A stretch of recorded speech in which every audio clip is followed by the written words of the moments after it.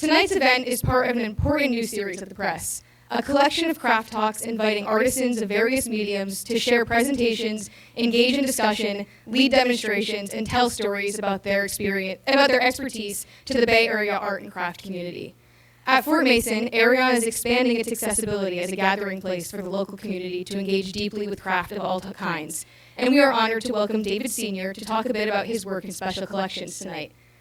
For the last 20 years, David has worked in the libraries of MoMA in New York and the San Francisco Museum of Modern Art, where he is currently the director of library. In that time, he helped build their special collections of modern and contemporary art books and ephemera, specifically focused on documenting the different ways that artists and designers have used publishing as part of their practice. He recently co-curated People Make This Place, SFAI Stories, an exhibition produced in collaboration with the SFAI Legacy Foundation and Archive that is now on view at SFMOMA for the next year. Senior is currently working on an upcoming book about a history of Bay Area exhibition ephemera with Wright Editions in conjunction with the forthcoming Further Triennial. Tonight, we are so excited to have David here to talk about artist publications and creative engagement with special collections, topics that we, of course, hold very near and dear to our hearts at Arion. Please welcome, without further ado, David Sr. with How to Make a Contemporary Art Library. Hi, everyone. Thanks so much for coming, and thanks for the introduction, Sienna. I'm really happy to be here, and it's nice to be in this space with all of you. So yeah, this is going to be for me, this is an interesting chance to think through some of the work that I've been doing with my team at SFMOMA for the past now 8 years. And we'll think through the importance of a museum library in the context of the museum which it functions, and also as a resource for people in the field, as a resource for educators, and as a resource for artists and designers. This is just a quick look at some events. All the materials that I'll show, it doesn't make any sense if it's not animated by people using the material, by classes coming through. And here's some examples of that activity at the library at SFMOMA. On the bottom right is our reference librarian, Abby Bridge, and up to the top right is our cataloger, metadata and systems librarian, Sandy Sumano. And right next to her is Aaron Parker, our collection specialist. We're a small and mighty team. But I'm also thinking about how setting the stage for how these collections happened and why, and that feeds into how I think about even the title of this talk, How to Make a Contemporary Art Library. That was a discussion that was happening at MoMA in New York in the 1930s. A library committee was formed, and the title of some of their conferences was How to Make a Modern Art Library. So the title of this talk is riffing on those conversations about MoMA's library in New York in the founding moment of that collection. And I worked there for a while, and this founding moment was really formative of how I think about my job now. There was a thought that there was all this new kinds of art happening, constructivisms, all the isms, Dadaism, Surrealism. And there was a real understanding by the curators and some of the people influencing the board that the way to track this was these activities was through art, but also through ephemera, through things that were not sort of traditional artworks, but through the transmission of ideas through experimental publications. Like that was the core of this decision to acquire a collection by the Surrealist poet Paul Eluard and a dentist named Camille Daus, who in exchange for dental services received art and other things from the Surrealist community in Paris. But it was a big deal. William Chrysler bought the collection for the museum. But yeah, quick vocabulary instruction if you want to sound smart about this kind of thing. people know ephemera, I think, like this artist, ephemera. But what I'm interested in, this vocab, and it'll be a thread through the talk, is fugitive materials. And for me, fugitive materials are these things that aren't similar to ephemera, but it sounds cooler. Things that weren't meant to be kept, but had sort of reflections of the work that it was being announcing.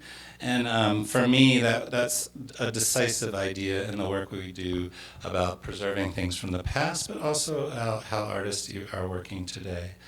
And this is just some write-ups about, go back, write-ups about the acquisition at MoMA in the 30s. And for me, this is like the fugitive materials par excellence, the papillons that the Surrealist Circle made in the 20s. They were little cards that they printed up and handed out on the street outside of the Surrealist office in Paris. And they just had little aphorisms. Parents, tell your children your dreams. If you love love, you'll love surrealism. And the concept with papillons, the butterflies, they would just go through the city, right? So they were fugitive, and they were meant to flutter around and not. And for me, that is something that I think about a lot with the idea of transmission of information that exists in an informal way in this thing, but the import is real. It's a primary document. This is a style icon and a first librarian at MoMA, Iris Barry, and she was part of this acquisition. She went on to found the film department at the museum too. But for me, when I'm thinking about choices in my job, what would Iris do? Strike a similar pose. I don't have that blouse though. That would be good. So I'm sorry. I'm like getting into the improv theater situation here. But we'll go on now. I think that was a little introduction, sort of thinking through what it means to make a modern art library, but also for me that really informs the work we do now. And I think there was a kernel of that too with the founding of the Museum of Art Library in San Francisco. This is an image of the reading room in 1945. It was right off one of the galleries in the old iteration of the museum. Grace McCann Morley's books and support were part of the core collection of the library, also including the former supporter, donor, trustee Albert Bender. These are big figures in that founding moment. And this is also a crossover. There was a lot of influence between traveling shows between MoMA and the museum here in San Francisco. And this is a tweak that Grace McCann Morley did of the sort of famous diagram of modern art history that Alfred Barr, the founding curator-director of MoMA, made for this sort of really transformational show, Cubism and Abstract Art, that first appeared in New York in 1936 and then traveled here. With this show, I often think about the train ride of like the works on that coming in 1936 from New York to San Francisco. It's sort of romantic and also must have not been that conservationally sound.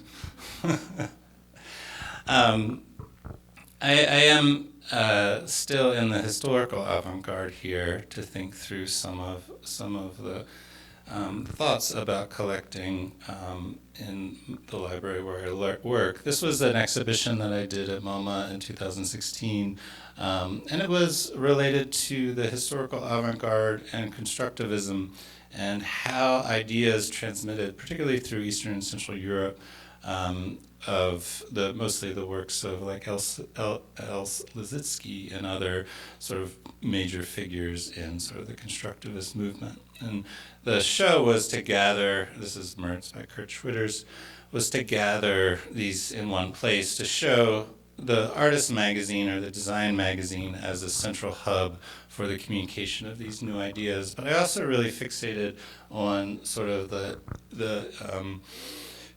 new forms of typography that needed to be created by just messing around with existing like printing furniture and stuff like that. That they literally had to create new language for the types of typography that they were making with the type. And this comes across really well in reproductions. This is the Künstlerbuch by Liszewski and Lajos Kaszak. The manicule shows up. But the reason why I'm showing these are often in the back of these magazines, and these are from the 1920s. This is Block, a really amazing avant-garde magazine from Poland, from Warsaw. In the back, there was a list of the magazines that they were aligned with. It was sort of like showing your comrades. And for me, like bibliographically speaking and like doing research, this sort of made the show. But it also, like, I could just use the back of these pages. But it showed this communication network that was essential to this project. This is Ma today, from a Hungarian artist named Lajos Kaszak, who was an important figure. He wound up in Vienna as left Hungary for political reasons, and this is the back of Ma, similar with all of the different names of the magazines listed. So this idea of communication and solidarity with other people working in similar ways, as like a message in a bottle, as a way to align oneself and one's work. It was really interesting to me, and also just like how do you learn how these networks formed when you're doing bibliographic work like I do. This was a cheat sheet, but also like visually really interesting how it laid out, and also an example of why you shouldn't bring pens to a library. So this is the next chapter. That was a little preamble introduction, but now we'll dig into stuff that happened here and stuff. I haven't done a talk like this before, so it's interesting to me for me to play around with this material. We got the beat that was just thinking about literary presses in the West Coast, particularly in the Bay Area. But this magazine, I keep going back to it. It was the Literati that was published as sort of like a mimeo. This, you can see the interior page here, but like screen printed covers. That was the Untied Press was a group of people that were working at a civilian public service camp in Oregon. It was part of the fine arts program during the Second World War. It was mostly conscientious objectors, anarchists, people that weren't involved in the military.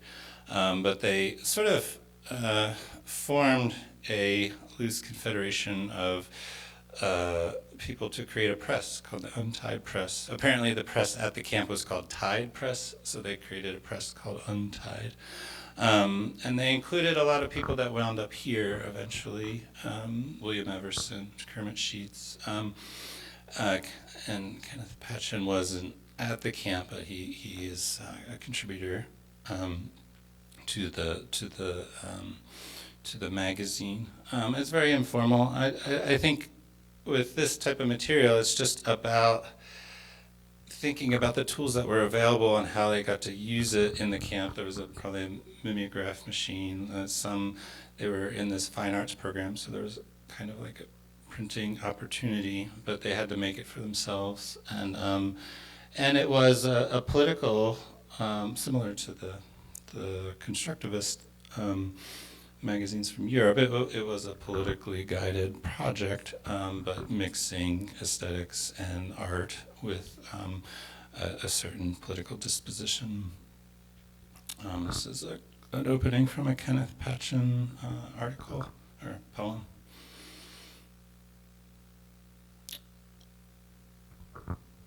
That was the 40s, and we'll get into, now we're in the 50s in San Francisco. And I have this time period on my mind from the project that Sienna mentioned for the SFAI exhibition at SFMOMA, but this is a magazine. I'm interested in artist magazines in general, sort of artists using the magazine as a mouthpiece to distribute work. And this was Clara Mall, who was a printmaking student at the California School of Fine Arts in the 50s, and she made Artist's View, which was each issue was devoted to an individual artist, and she only made a few, but they're really quite nice, like small pamphlets. And this is a issues 4 and 6, I think, or 5 and 6 of Robert Duncan and Jess Collins in The Artist's View. And Jess is already doing these paste up collages, and Robert Duncan's there, and a portrait in the cover. I'm pairing these two in spirit to lead into this thread of getting from this literary movement into sort of galleries that were popping up in North Beach. And there's Jess and Robert Duncan in a portrait for the King Ubu Gallery, which they founded with Harry Jacobus in the early 50s. And it was like one of the really transformational spaces for artists creating space, like an alternative space for themselves. I love these flyers that they made. This is a bigger poster that's up at the museum right now, and also a portrait that Jess made for a portrait show in the flyer. But sort of looping back into this theme of literary publishing and mixing sort of the artist's contributions of illustrations, Jess was a really important illustrator of this scene, and this was a White Rabbit Press early publication where his drawings were featured, right? Helen Adam. This is a detail of crows.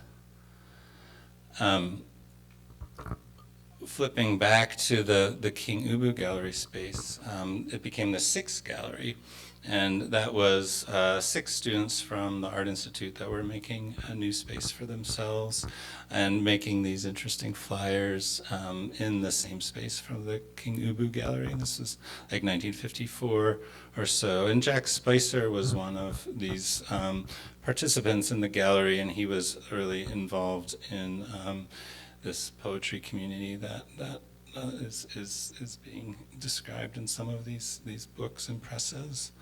There's a great Fran Herndon and Jack Spicer show up at Atoll Gallery in the Mission, if anyone has a chance to take a look.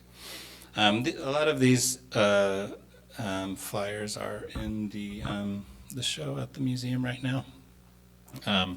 So Spicer, this is a contribution he did for a material that is in this mimeograph magazine called the San Francisco Capitalist Bloodsucker. It was a publication by George Stanley, a Mimeo magazine from 1962.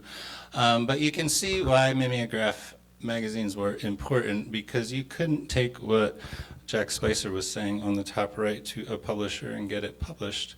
So I think that's like a major theme for me about the importance of this movement, was like there was an ease to making these kinds of self-published magazines, but there was also a way to get around things that you could or couldn't say in print. So for that was a very, very real function of this new ability to self-publish. So we'll swing back to where we are right now with the 1962 publication of my mouth isn't working. O'Haran. Can somebody say it? Arahan. Thank you. Arahan Press. 1962 on the right, and the open space, Jack Spicer's Mimeo from 1964. Both of these are illustrated, the collages by Fran Herndon, as well as the illustrations in this. And you can see the little barcode sticking out here. These are all in our special collections at SFMOMA and are available for research. And I'm really, these are things that had been in the library and some that we're acquiring. And it's a really interesting balance to add to strengths and find out things that we don't have. But that's part of the fun of what we do, is learning more about the things that are in the collection and adding to it. This is the last thing in this section, and it's a little bit later, but I just am so taken by Jess's collage work here in this White Rabbit Press publication by Joe Dunn, The Better Dream House. So I'll just scroll through some of these images.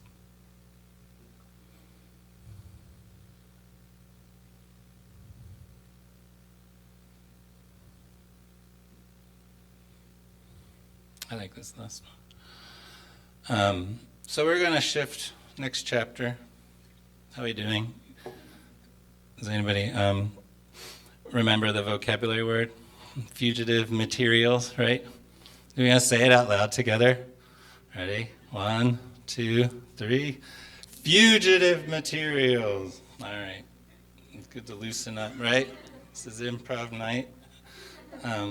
Printing in public. One of the things that I just keep coming back to with the Papillons is it was a public project. The intent was to circulate printed things without a known end. It just went out into the world. And it's also about taking space in urban spaces or where you are. And these next projects based here in San Francisco are related to that idea.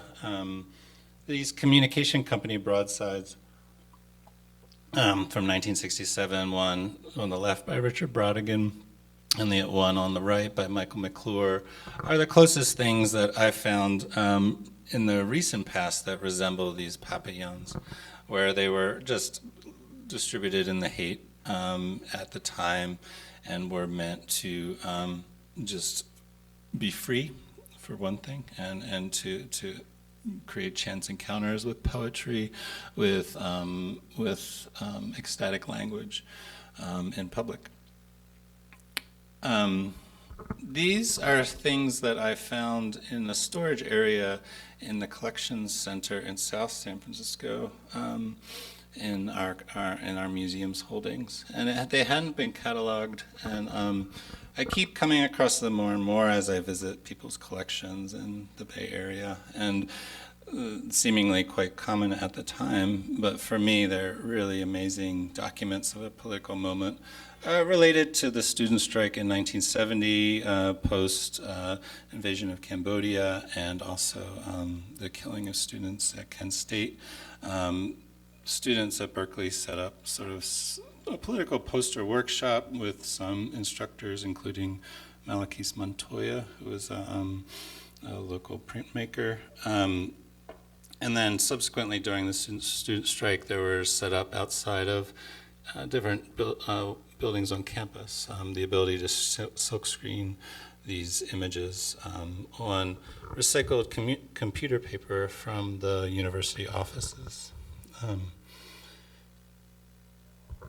And they held up pretty good.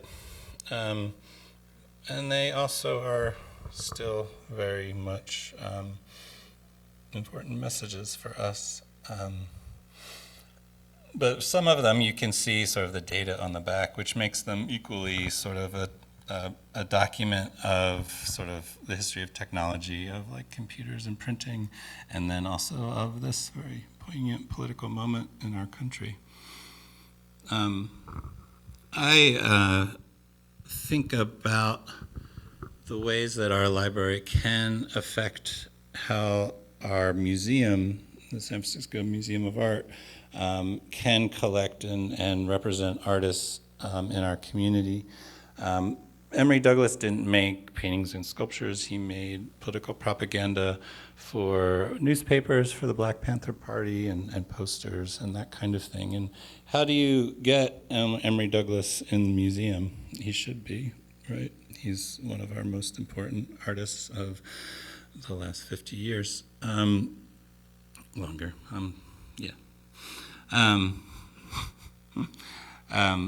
So these newspapers, for me, were really important to add to the collection. And these were on display alongside a mural that Emory Douglas made in 2021 at the museum.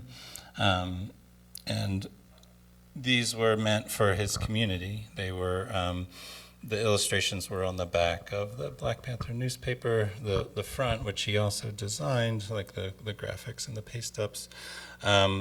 Usually had headlines and that kind of thing, but the back page always had his graphics. And for me, these are super relevant and important to have in our collection.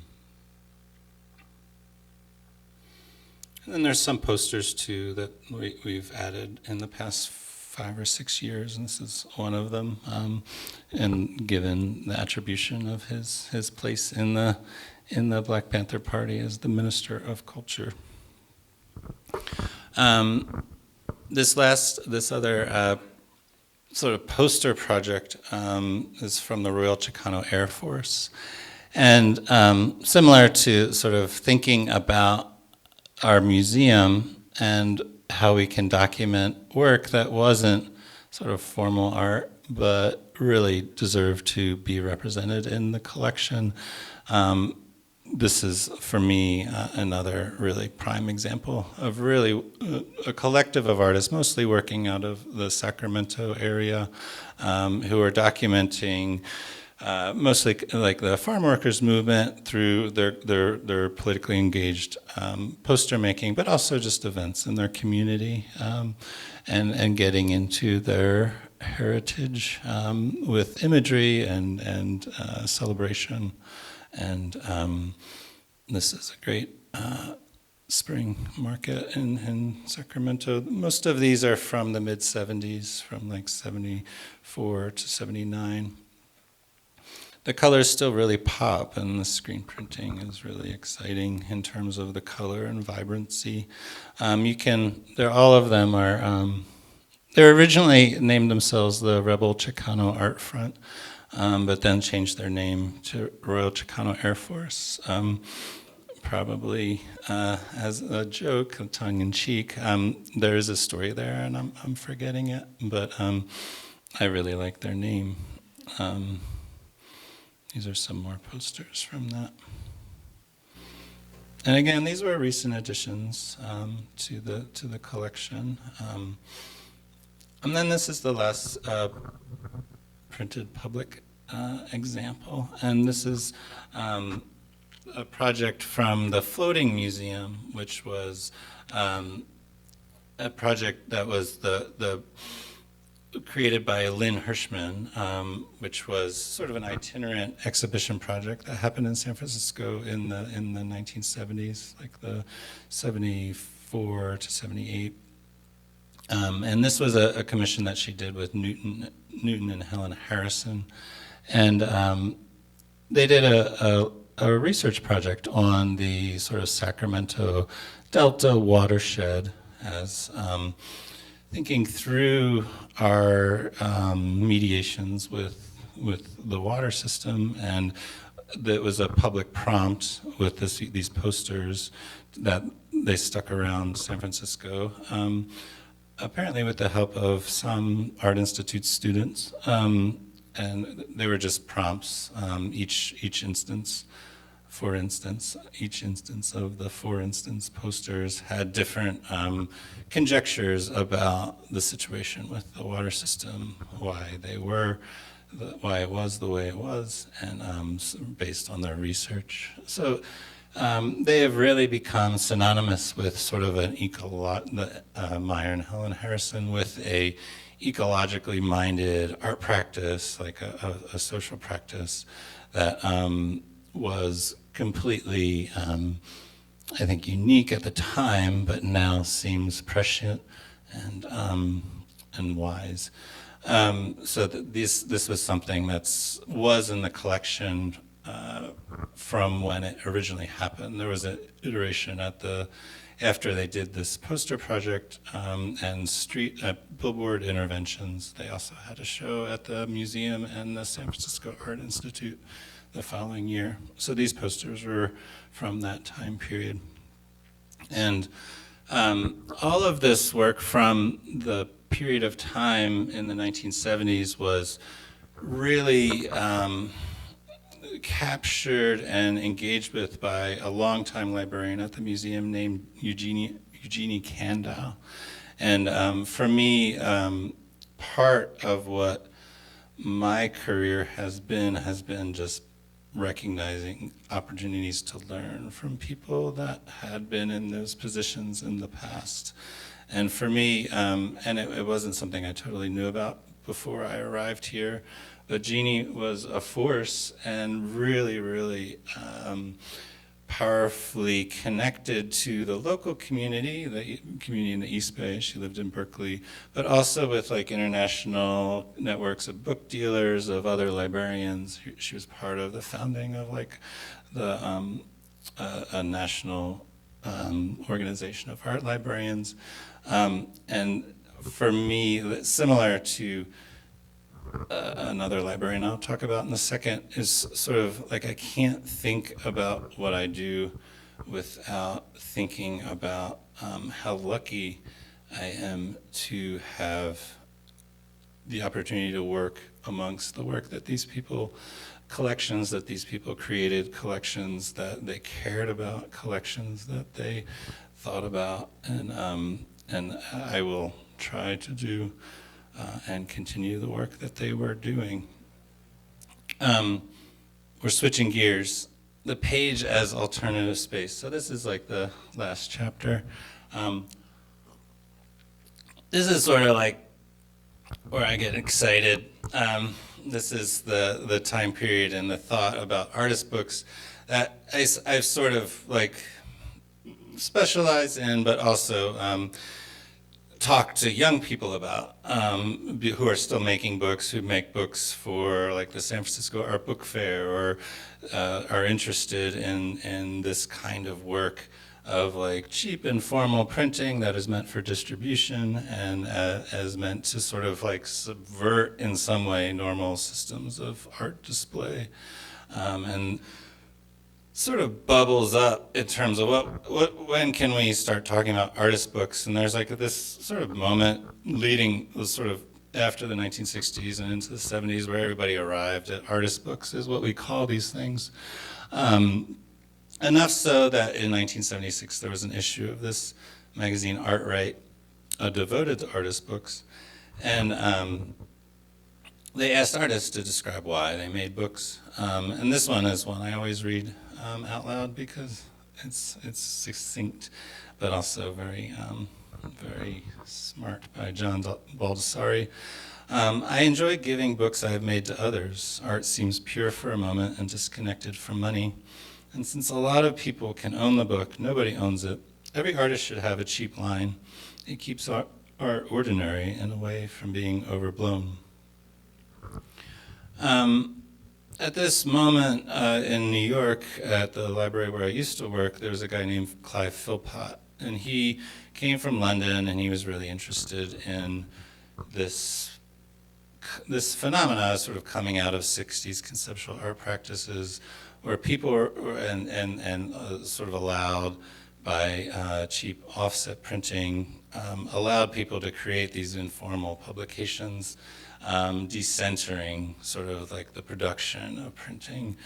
You could do it yourself, or you could, for a cheap price, you could make a lot of little books. But he was trying to get at sort of the nomenclature, and he was good with diagrams with this kind of thing. But you see sort of this sort of wrestling with like, still in this moment we're trying to wrestle with what are artist books, but he was getting at this distinction about multiple and unique, this continuum between literary books, book art, and book objects, to think through artist books. And for me, that was his collection of artist books was where I learned about artist books. Clive founded the artist book collection at MoMA in New York, and then I got to work in it for almost 14 years. And simultaneously, Clive was friends with Martha Wilson, who founded a collection called the Franklin Furnace Collection. This is an image of Martha on the bottom. She's a performance artist in her own right, but also founded Franklin Furnace as an archive of artist books. She recognized that museums, libraries weren't collecting these things that her friends were making, and so she just started her own library, started her own archive, and it was called Franklin Furnace. And it thrived for over a decade, and it got too unwieldy, so MoMA's library acquired it. And this display in a vitrine was from the 40th anniversary of Franklin Furnace in 2016, where we organized a show together, Martha and I, of the books from the first couple years of Franklin Furnace. But the takeaway from me was sort of this impetus, this sort of like sense that no one else was doing this work. We can't rely on other professional libraries and archives to do this, and she took it upon herself to do.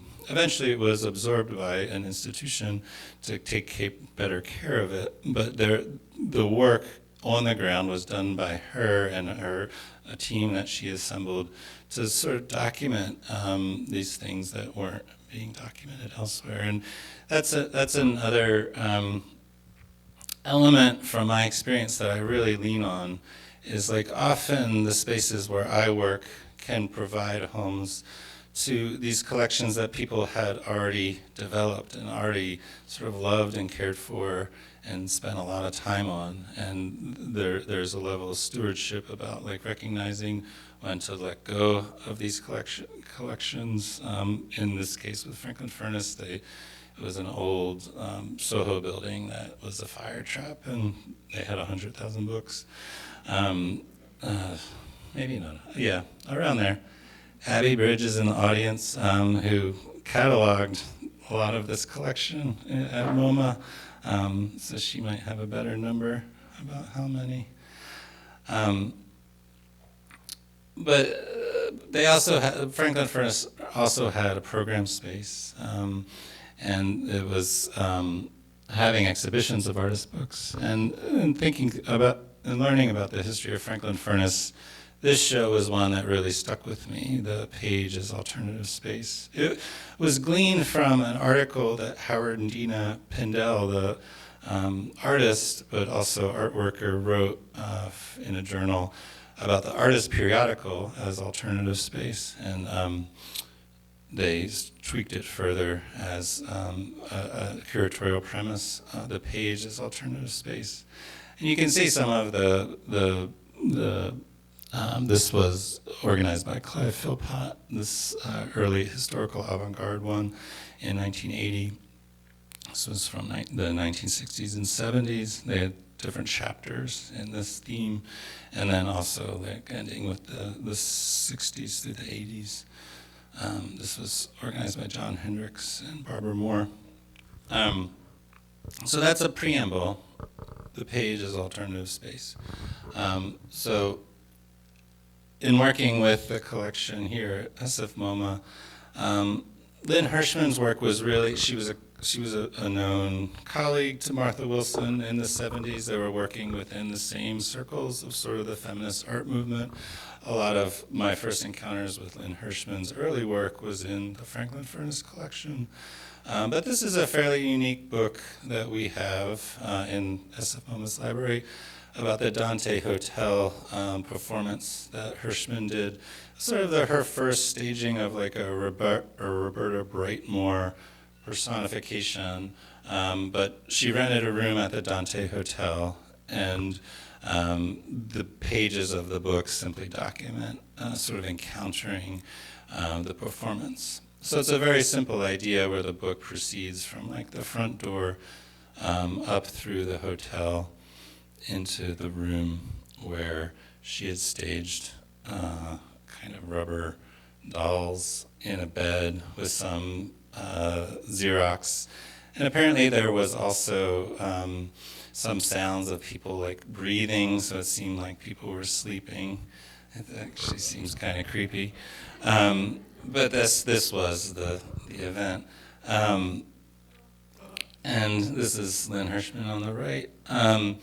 And like this is a very simple gesture, but I think for me, there's a lot of examples from like Jenny Holzer or Barbara Kruger, or people coming out, this exact generation of people that Martha Wilson was documenting in Franklin Furnace, particularly women who weren't getting shows in galleries, but were creating space through publishing and through these sort of like self-made opportunities to have a practice. And this is what I really lean into as this idea in this particular moment of the page as alternative space in the 70s and 80s.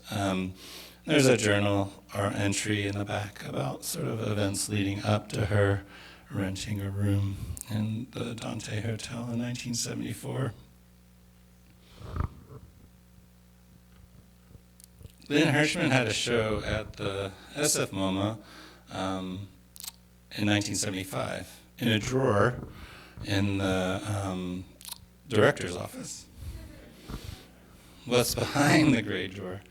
Before we find out, how are we doing for time? I know we said an hour, but yeah, so should I wrap up soon? Or? Okay, 5 minutes, cool. So we'll go through the Manitoba Museum and a little bit of Rolando Castillon, and then we can end. One of the sort of things that gives me more pleasure than it should is helping document the remnants of the archive of the Manitoba Museum of Fine Arts that was created by Alberta Mayo in her role as the sort of assistant secretary to Henry Hopkins. And she created an alternative space in his waiting room in her office space. She was a colleague of Lynn Hirschman's, like a friend, and invited Lynn to do that project in a drawer. Apparently there were donuts. I'm not sure. But they really leaned into, there was equal parts art and moose-themed ephemera, or fugitive materials of moose. And people would send her moose stuff, so she would decorate the office with moose stuff, but also would commission shows. The beginning of this story happened where there was a guy named Lowell Darling that had this Fat City School of Fine Art, and he was a degree-granting institution. And you could invite him to have commencements. So they invited him to give degrees to people that didn't have advanced degrees at the museum, for people that worked at the museum. So this is a staging of a commencement that was also engineered by Jeannie Kandel there on the left and staged in the library. So Jeannie knew how to make a contemporary art library, make it fun, but also be entrenched with people that were doing interesting things. So here we have on one hand these moose-themed. There's a lot of Bullwinkle stuff. There's Lynn Hirschman with Alberta Mayo in an image. There was a Bruce Conner lookalike contest and bake sale at the museum, and then a George Herms had a show there. Sometimes people had shows at the museum and then found out about this other cool space and wanted to do something too. And people like Saul LeWitt had a show at the Manitoba Museum of Fine Arts during his show at the big museum. And then there was also napkins that got made about the. This is the flyer for the George Herms thing. and this is what the office looked like. We have a thing of like feathers left over, but I just like imagine like Henry Hopkins being like covered in feathers, like going in and out of his office from this George Sherm's installation. So this was like his waiting room. I think the door to the right was his office, or the left. But this is the leftovers of a fortune cookie that was a invitation by the artist and curator Rolando Castillon. It didn't survive too well. This is what we have left, but the invitation is the fortune, which is pretty cool. In the annals of cool invitations, this is a good one. But yeah, this is the other versions of the waiting room with the permanent collection, and there's some description of what is being shown. And then the other part of the permanent collection was in her office, shelves and stuff like that. And then you can see on the bottom, a leaf sculpture by Rolando Furioso. They all had, a lot of the people that were really embedded with the project got like cool handles, like Rolando. Fanny Footstar was Jeannie Candel's handle, I think. But Rolando Castillon is where we'll end. And thank you for listening. So fugitive materials is one thing to take away. Another thing to take away is just Rolando Castillon as a person that was really important to the museum where I work. And that's part of my job, is to make sure we know what happened in the past, to make sure these figures are properly recognized. And then also as an artist and a publisher, an important figure in the 70s and 80s in San Francisco. He visited the library 6 or 7 years ago, and this is him looking at his artist magazine, Synesis. And it was kind of in the order of like Mail Art Magazine, Assembling Magazine, Visual Poetry Magazine. He was really on the edge of a lot of different things as an artist and as a thinker. And it was different unique bits were part of Synesis, things that were added. There's a book of matches on the front of one.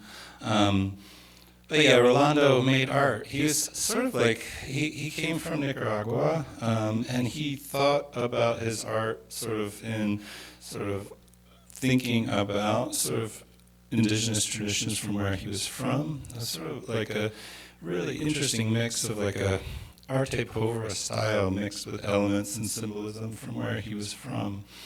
So a lot of like very ephemeral, natural art constructions. This is some of his catalogs with original drawings from the library collection. But he was also the curator of the mixed program at the museum, which is called the Museum Inter-Community Exchange Program, in 72 to 75. And in a nutshell, it was trying to represent different communities at the museum that weren't being included. Kind of the work that the museum is trying to do now, but they did it really well, but it lasted for a short period of time. This is an exhibition catalog that they made for a large third world painting and sculpture exhibition. There's Rolando in the back. Foreground is Raymond Saunders and Ruth Tamura. There were 3 curators for this. But the thing I'll leave you with is Synesis, which was this very small, petite thing, but it had all these interesting iterations. It was always changing formats. This is a print by Rupert Garcia that was included. Rolando was in part also, when he first arrived in the States, he was part of the founding of Galleria de la Raza in the Mission as well, before working at the museum. So I had connections with artists working there. This is just a nice cover. He was really interested when he showed up in his last visit to make sure that this issue had arose in the correct place. and it was.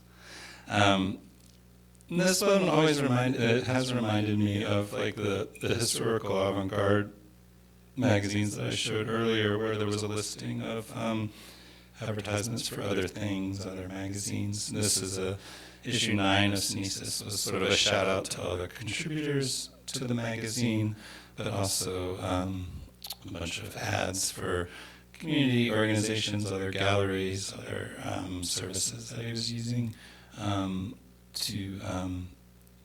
that were his colleagues, that it was his network.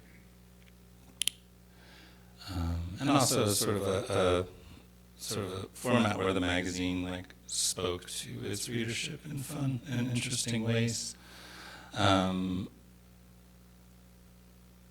He also had a gallery at this point called the Rolando Castillon Gallery, so that sort of explains why it's like Rolando Castillon is exclusively represented.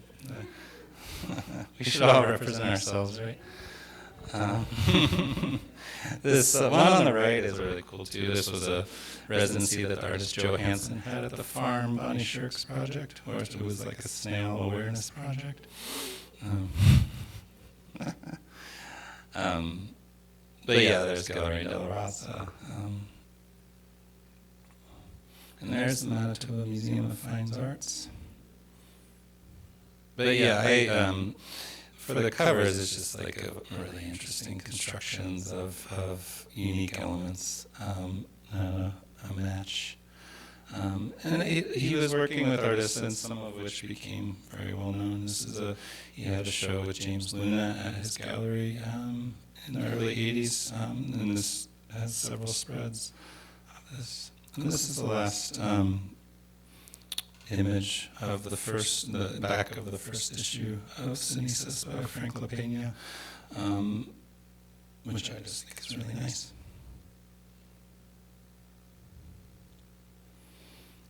There's a section on more fugitive materials from the Northern California Gallery files that will have to wait for another time. I really appreciate you listening, and it was fun to talk about this stuff, and I'm happy to talk further with questions, or if we just want to go have a snack. We do have a few minutes for questions. If anyone has a question to ask, I have a mic. Yes, okay. Right away. Usually it takes some prompting. I wanted to ask about other art libraries that are a part of institutions or programs that have closed in recent years in San Francisco, and if there were opportunities for you. I don't know at the Book Arts program. I don't know what's happened to that at Mills College, or obviously at the San Francisco Art Institute Library, where there are just books. Yeah, and the question is just what is the museum's responsibility to those collections? Yeah, I wish. But yeah, I mean, that's really complicated. And no, it wasn't necessarily an opportunity, but I mean, I think like when I was first thinking about this talk, and even where we're at politically, using this space to just really dive into why these spaces are so important as memory work, as retaining really important parts of our shared history, but also sort of respecting the labor that goes into that, and with financial support and institutions supporting the people that do that work. I think it's more important than ever, and there are so many instances where it's not being supported. So I wish I had an answer to that. That's better than the one I just gave. But I think the show at the museum right now about the San Francisco Arts Institute, we really wanted to use it as an excuse to highlight the work that Jeff Gunderson and Becky Alexander continue to do to sort of maintain and organize the SFAI archive. That it is still a going concern, though they're in a different space, but they're doing amazing work, and that's like something that's I'm consistently in awe by the work that they've done to preserve the archive and the history of that school. It's a really important project, and they're always fundraising, so if you know anybody that wants to support something like that, the SFAI Legacy and Archive Foundation is something that is worthwhile to support. So you mentioned the show at Al Gallery, and I did get to the Spicer conference. I saw you at the Bancroft that a couple of days earlier, and it's an important show. Fran Herndon and Jack Spicer, the collaboration they did. And you showed an image of the very book called The Heads of the Town Up to the Ether, and you said from the Arion.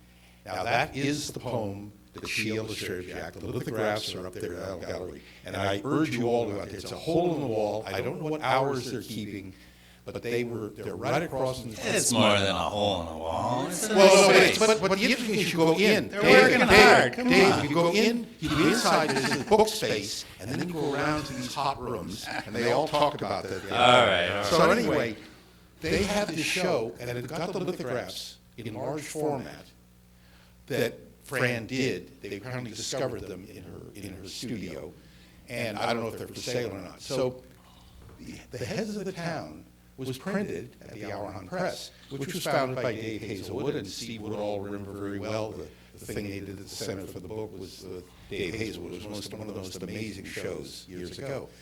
His colleague at the press was the founder of Arion, so that was Andy Hoyam's kind of first venture, I think, in art as lead artiste, even though it's all lithographic. So if you have a chance, go to this place, and it's right across from the BART station. They had the opening on Friday night, and on Saturday when I was there, they had the lowriders. So you got to cross from the 24th Street BART station, but it's right just near the McDonald's. And that gallery is a brave little thing, and it's going to be up for at least another month. So by all means, go there. It's going to be really a toot. And thank you for mentioning Jeannie. She was a good customer of mine in Mo's books. Is she still with us? I think so, yeah. She lives on Derby Street. Yeah. She is a wonder, and an absolutely wonderful person. I really agree. Thank you. Thank you.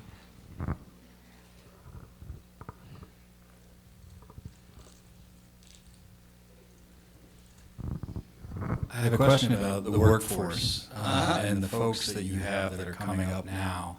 Do you find that you're having to educate them about these things, or are they already connected to them? And I'd be curious to hear sort of your feeling about, is this a green and growing endeavor, or are you finding that there's a lot of folks that are interested in getting involved in this industry? Yeah, that's a great question. There is a lot of like schools, like the industry of master's programs for information, but the people who are working in those spaces were specialists in like an academic sense, and I kind of, that really stuck with me about one way to enter the field is to know a lot about the stuff that's in the collection, or at least have the level of curiosity to continue to learn. So even to answer this question, how to make a contemporary art library is arrive in a state of curiosity and continue to learn about the things that you're interested in, and also recognize possibilities for mentorship. I think that's, and like people to learn from, which I hope I called out a little bit here with some of the people that I look to as mentors. But I think it's increasingly, like to answer your question a little bit, I think that, and to the first question, I think the field is diminished a little bit in terms of funding and opportunities for professional library work, while the level of churn with library schools has expanded. So it's an interesting scenario in that regard. For equal, like public librarianship, for academic librarianship, and the specialized field that I work in for art librarianship. I think that's a really good question. Thanks. I think we have time for one more. Great. It's a bit of a bookend because I think I'm going to ask the first question a different way. If Franklin Furnace needed a house today, could it find it? Can the Brodigan Library survive? Yeah, I know, it's interesting. I mean, it's like for a period of time, I think things shift. Like for a period of time, everybody was, like people were relying on like Ivy League, Ivy schools to make these big acquisitions of collections, or the Getty, and that has shifted a little bit in terms of where you would imagine things arriving at. I think so. I don't know, and I think things are the question of space and bandwidth and staffing. These are all things that. And with the Franklin Furnace is interesting because Martha Wilson like kind of regrets not having it, giving it into the institution. Like there's an element where she really needed to do it, but also there's an element of like missing her baby. So yeah, that is complicated. When you first asked it, that's what I went to, is Martha like wanting parts of it back, and not really, but like thinking about what she built and missing it, and what it became, because she was so prescient about like the artists that she was working with, and now these are super rare books now, that at the time were just like things her friends were making. So that is how things shift over time, and how value gets accrued. That's interesting. I'm sorry I don't have it. I don't think I'm answering your original question though. Any other librarians in the audience want to answer this one?